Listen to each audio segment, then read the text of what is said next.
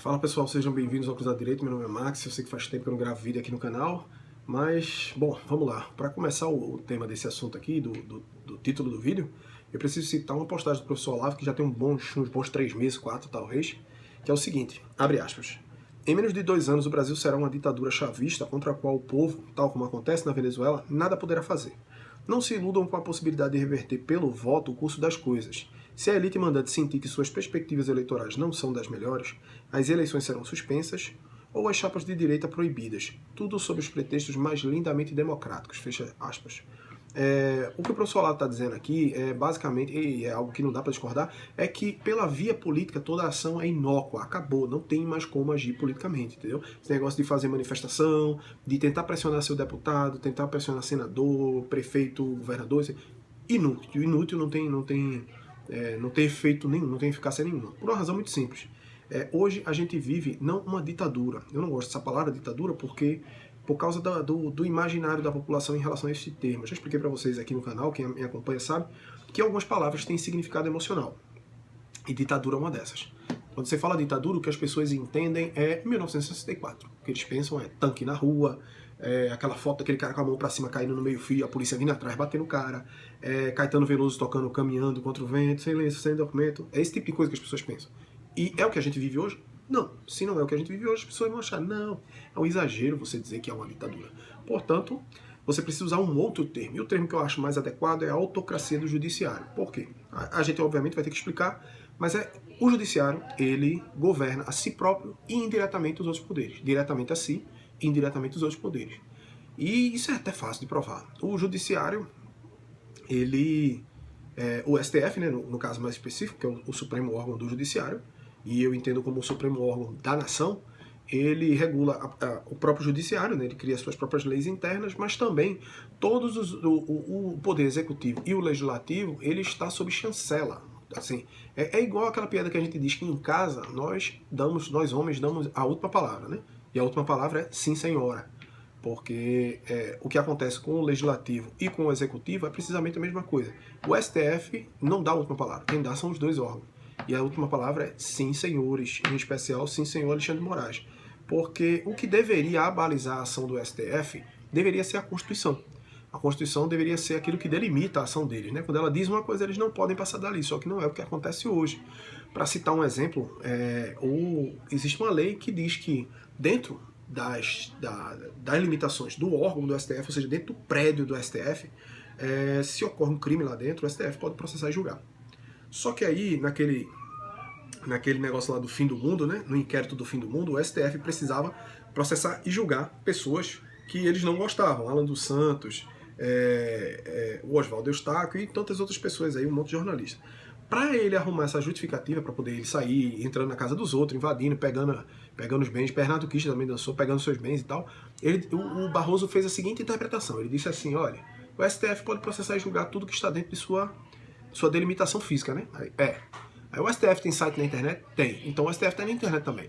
E se o STF está na internet e não tem limitações físicas na internet, então tudo que ocorre dentro da internet está dentro do território do STF. Portanto, o STF pode processar e julgar. Sacou a loucura? Ou seja, ele estendeu a interpretação para quê? Para pegar seus inimigos.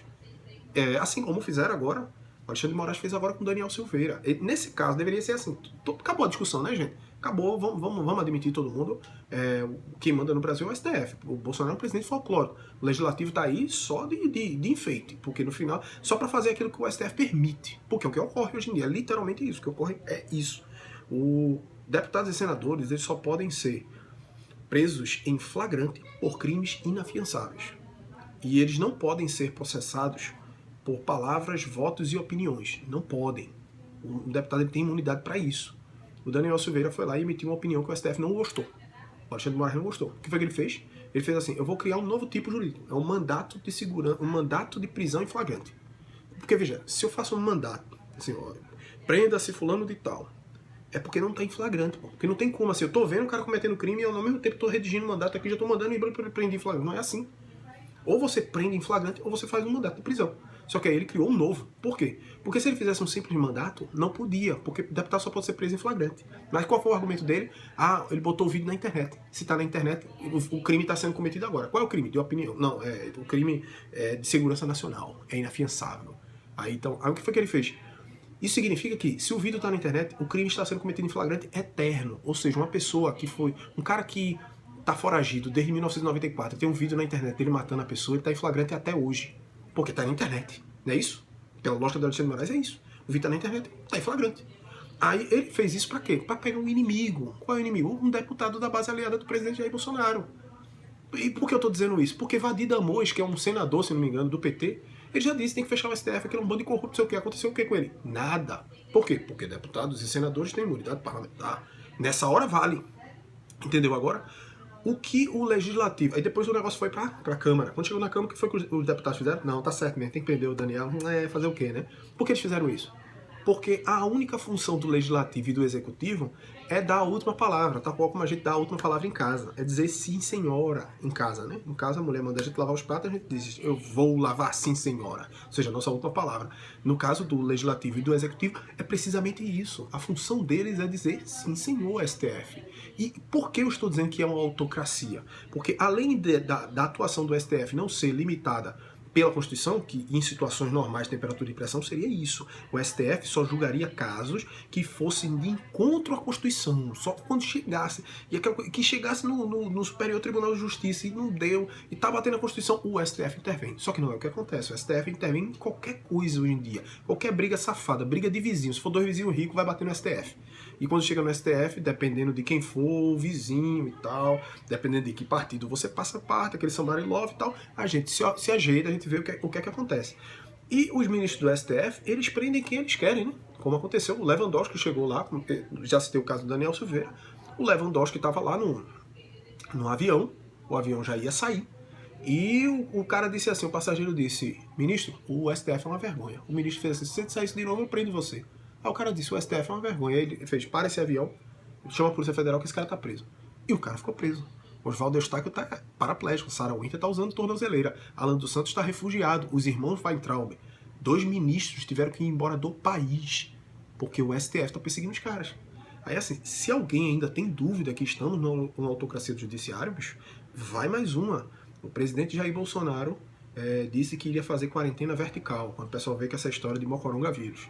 Aí o presidente disse, olha, a gente só vai isolar os velhos e tal, não precisa quebrar a economia e parará. Aí o STF fez, não, o presidente só pode intervir em coisa federal, nos estados que mandam os governadores. O que é até um argumento que faz sentido, porque é um princípio conservador até. Beleza, os governadores começaram a fazer festa, os caras começaram a desviar dinheiro, teve escândalo pra cacete, faltou oxigênio em Manaus, aqui no meu estado teve respirador de porco pra gente, enfim, foi merda muita, assim, merda muita. Aí o que é que o STF faz? Bolsonaro, você tem 24 horas para se pronunciar, 72 horas para se pronunciar sobre o que está acontecendo lá nos oxigênios em Manaus.